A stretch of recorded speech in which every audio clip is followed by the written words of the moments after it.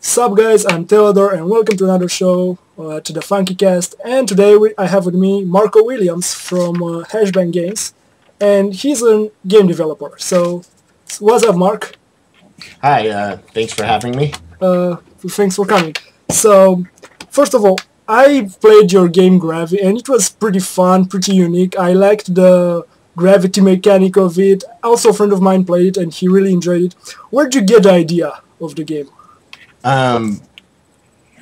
Well, pretty much the whole entire project spawned off of trying to create a small, manageable project for the Ouya Create Jam.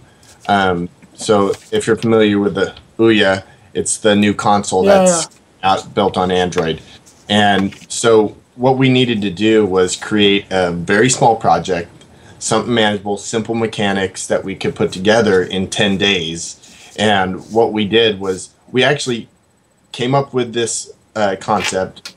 We had I had my guys, come up with a bunch of different ideas, and pretty much overnight this game concept surfaced. And we didn't have any story. We didn't have any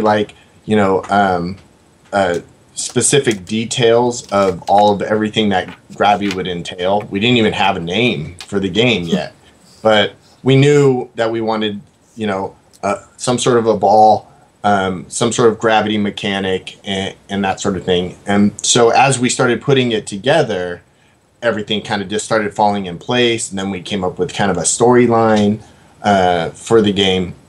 And after 10 days, we ended up having 10 full levels of Gravi, and you kind of still see some of those levels in the first 10 of our demo, but that's pretty much how the idea kind of came about. I mean, we were trying to hit a really short deadline for the Ouya Create contest, and we did it.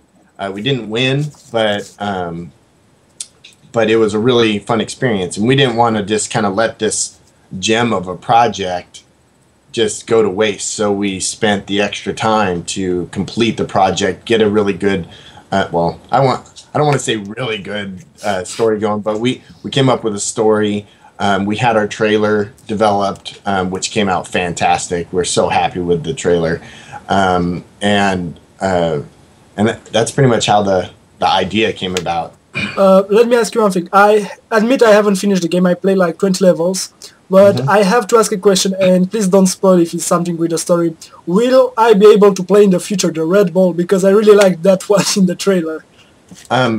It's been a discussed feature. It's not implemented at all, but we're hoping that we make enough money to continue development on Gravi. So go out and pick up a copy, and that helps towards adding new features like that. And we're really excited. That would be a great feature to add, being able to kind of like role reverse.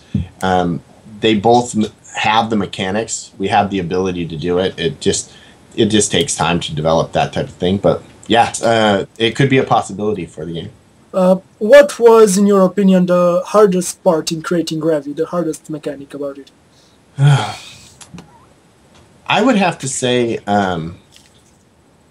stopping Gravi from flying through walls. I mean, you just think that's such a simple thing to do, but when you're optimizing everything for the game and you have these really thin models trying to stop him from shooting his Gravi and getting sucked through the wall, it was quite a challenge, and it still happens from time to time. I very rarely now, but that was a really, really difficult challenge.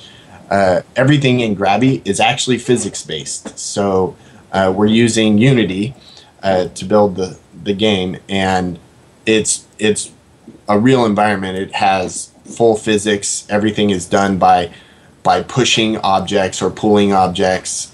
So all of the movement is actually using the physics engine. So when you throw something really hard, it's bound to bust through that barrier. So that's kind of the idea and why it was really hard to stop that from happening.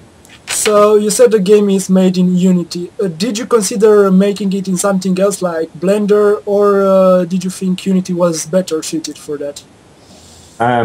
Unity is a rapid development tool, so for our projects and our team size, it was by far the best choice. We did consider other tools, but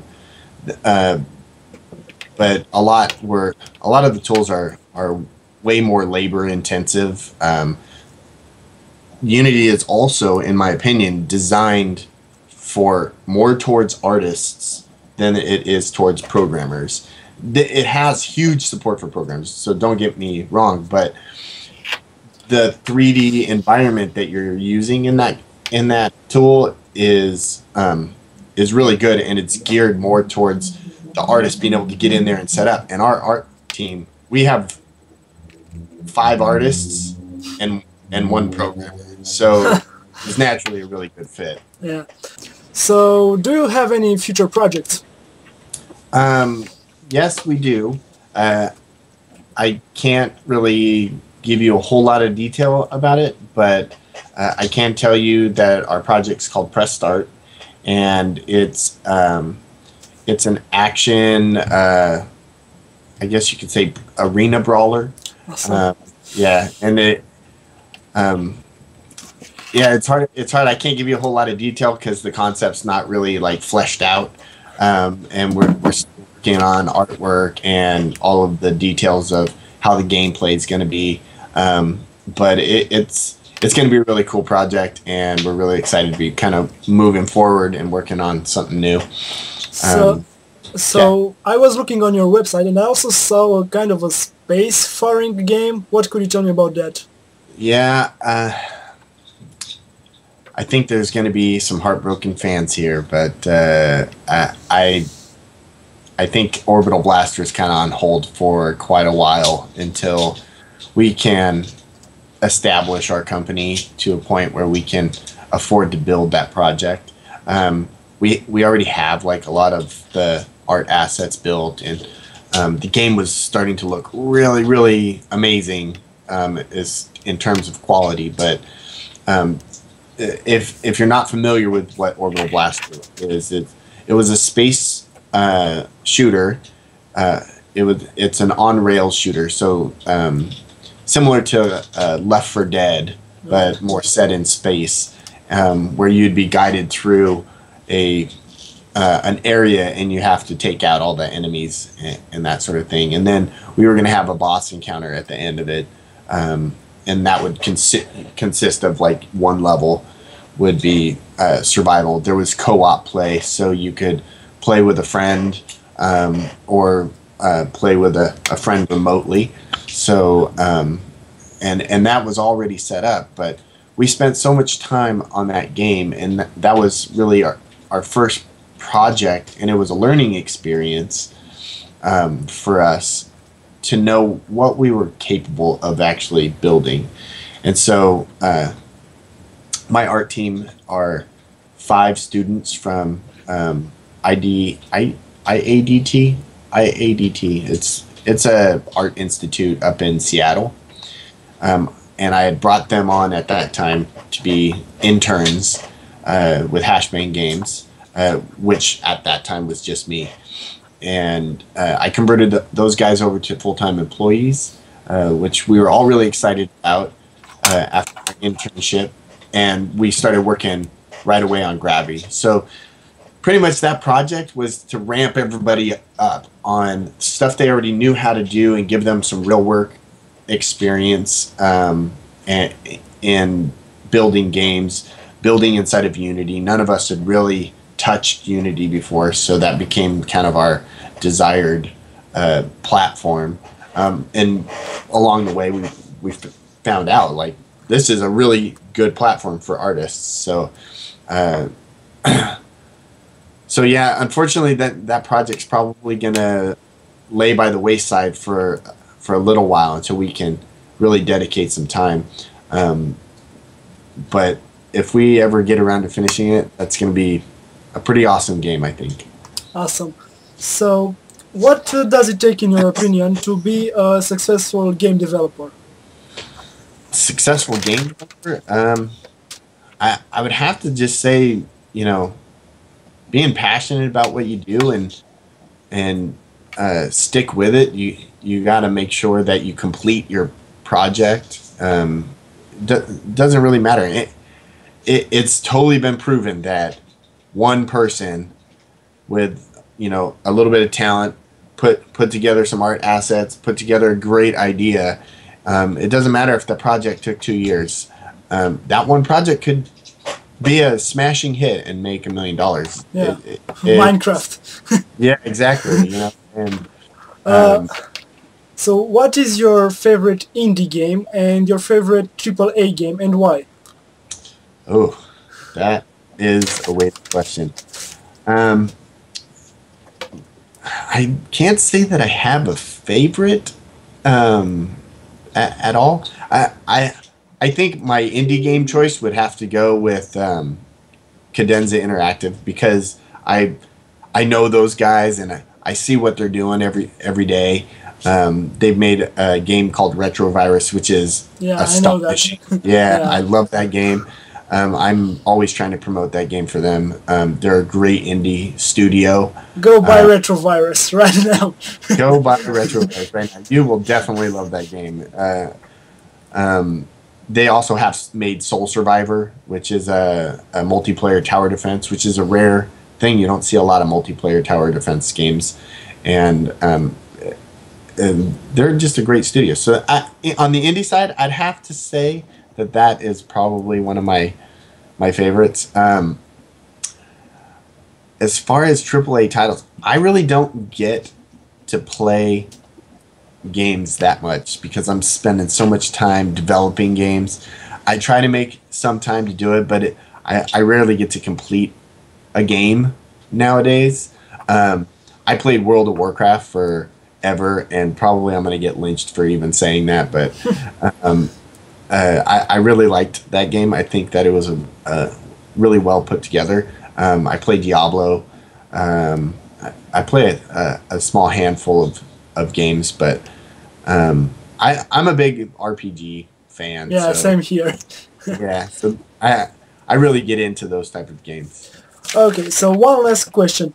Do you have any advice for any future aspiring developers out there?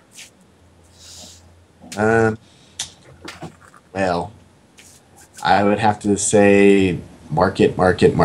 You know, building the game is not the hard part. That's really a fact that every game developer, especially indie developers, struggle with is to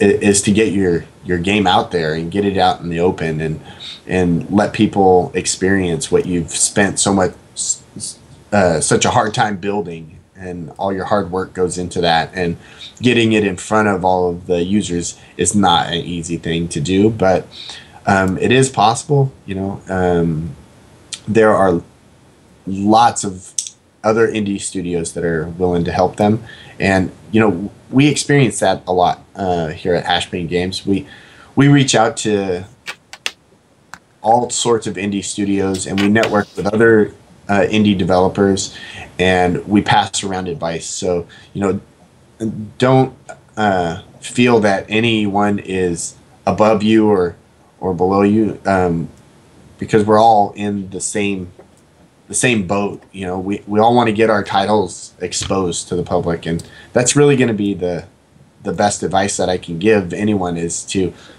reach out, you know, spread your wings and start talking to as many people about your game as possible.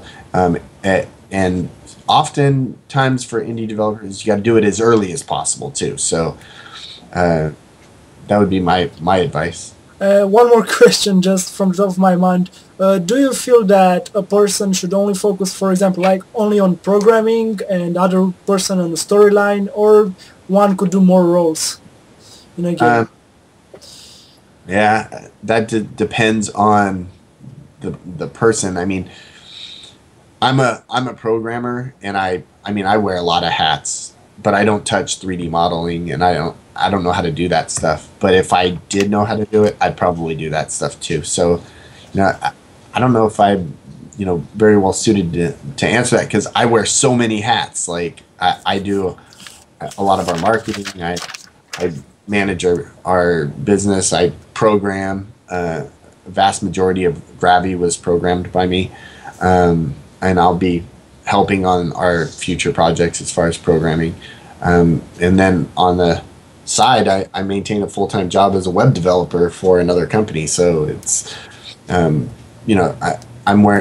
taking a lot of responsibility. But I think that for a person, if you can build a 3D model and you can make it look good, and you can program, I mean, you have the best of both worlds, and you have the ability to do it. If you can team up with someone, that's always better.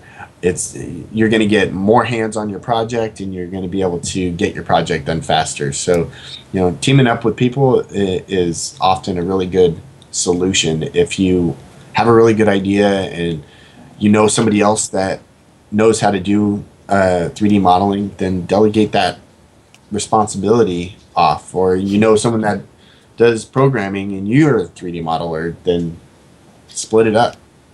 Okay, thank you, Marco, for coming here. And yeah, guys, you can go to a link in the description to go to Gravi and where you can get it. And until the next time, goodbye.